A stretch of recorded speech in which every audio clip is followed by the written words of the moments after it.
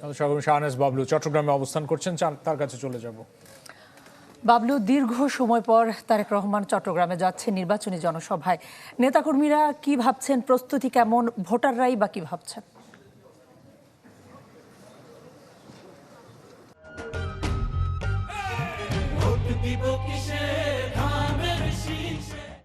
কণা, ভোটাররা তো ভাবছেন এবং নেতাকর্মীরা উচ্ছ্বসিত উদ্বেলিত।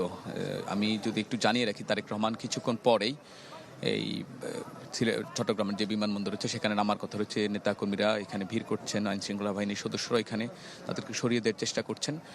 তারেক রহমান দীর্ঘ 21 বছর পর যে চট্টগ্রামের মাটিতে পা রাখছেন, তুমি সর্বশেষে এসেছিলেন আমার রিপোর্টে, আপনারা দেখেছেন কিছুক্ষণ আগে।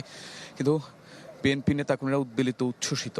এর মধ্যেই তারেক রহমানের সফর, নির্বাচন সামনে, তার মা বেগম খালেদা জিয়ার প্রয়াণ, সবকিছু মিলিয়েই একটা নেতাকর্মীদের মধ্যে যেমনটা শোক ছিল তেমন উদ্দীপনাও আছে। তো আগামীকাল সকাল 11টায় চট্টগ্রাম যে পলোগ্রাউন্ড মাঠ, সেখানে তিনি বক্তব্য রাখবেন।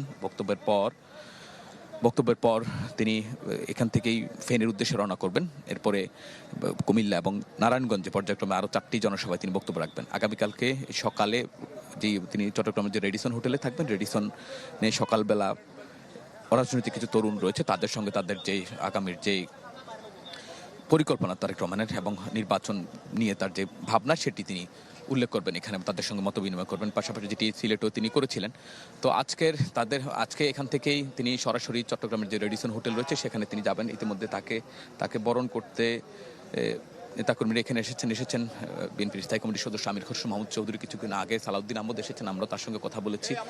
এবং বলা যায় তারেক রহমান এই সফর নেতাকর্মীদের মধ্যে যেমন উচ্ছ্বাস উদ্দীপনা যোগাচ্ছে, তেমনি নির্বাচনী প্রস্তুতির জন্য তাদেরকে যে নির্দেশনা দেওয়ার দরকার সেটি নির্দেশনা দেওয়া হচ্ছে। নেতাকর্মীরা বলছেন তাদের নেত্রীর প্রয়াণে যে শোক ছিল সেই শোক কাটিয়ে তারা আগামীর কর্মকাণ্ড আরও বেগবান করবেন তারেক রহমান এই সফর এবং দিক নির্দেশনার মধ্য দিয়ে।